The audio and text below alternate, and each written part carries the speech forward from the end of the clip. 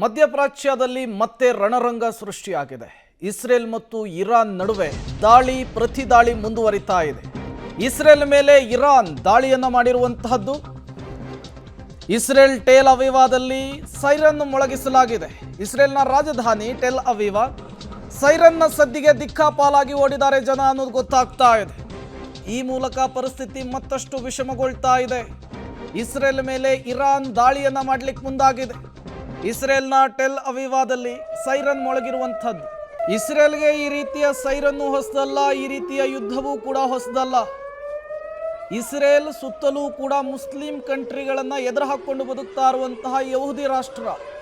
ಈಗ ಇರಾನ್ನಿಂದ, ಇಸ್ರೇಲ್ನ ಪರಮಶತ್ರು ಇರಾನ್ನಿಂದ ಆಗಿರುವಂತಹ ಅಟ್ಯಾಕ್ ಇದು.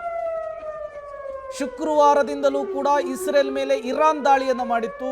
200 ಜಾಗಗಳನ್ನು ಟಾರ್ಗೆಟ್ ಮಾಡಿ ಕ್ಷಿಪಣಿ ಡ್ರೋನ್ಗಳನ್ನು ಉಡಾಯಿಸುವಂತಹ ಕೆಲಸ ಆಗಿತ್ತು.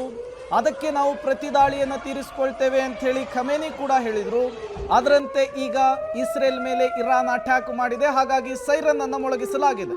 ಡೀಟೇಲ್ಸ್ ಅನ್ನು ಕೊಡೋದಕ್ಕೆ ಪ್ರಕಾಶ್ ನೇರ ಸಂಪರ್ಕದಲ್ಲಿ ಜಾಯಿನ್ ಆಗಿದ್ದಾರೆ. ಪ್ರಕಾಶ್, ಇಸ್ರೇಲ್ನಿಂದ ಇರಾನ್ ಹತ್ತತ್ರ 2,500-3,000 ಕಿಲೋಮೀಟರ್ ದೂರ ಇರುವಂತಹ ಜಾಗ.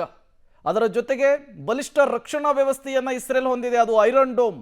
ಅದನ್ನು ಭೇದಿಸಿಯೂ ಕೂಡ ಇರಾನ್ ಯಾವ ರೀತಿಯ ದಾಳಿಯನ್ನು ಮಾಡ್ತಾ ಇದೆ? ಇರಾನ್ ದಾಳಿಯಿಂದ ಇಸ್ರೇಲ್ನಲ್ಲಿ ಸದ್ಯಕ್ಕೆ ಪರಿಸ್ಥಿತಿ ಹೇಗಿದೆ ಪ್ರಕಾಶ್?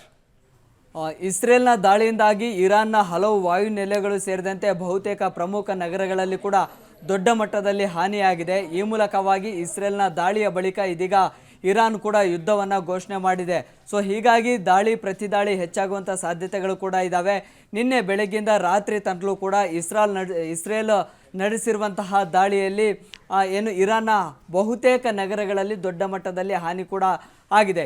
ಇರಾನ್ನ ಏನು ಶಸ್ತ್ರಾಸ್ತ್ರ ಪಡೆಗಳ ಮುಖ್ಯಸ್ಥ ಮೊಹಮ್ಮದ್ ಬಗೇರಿ ಕೂಡ ಮೃತಪಟ್ಟಿದ್ದಾರೆ.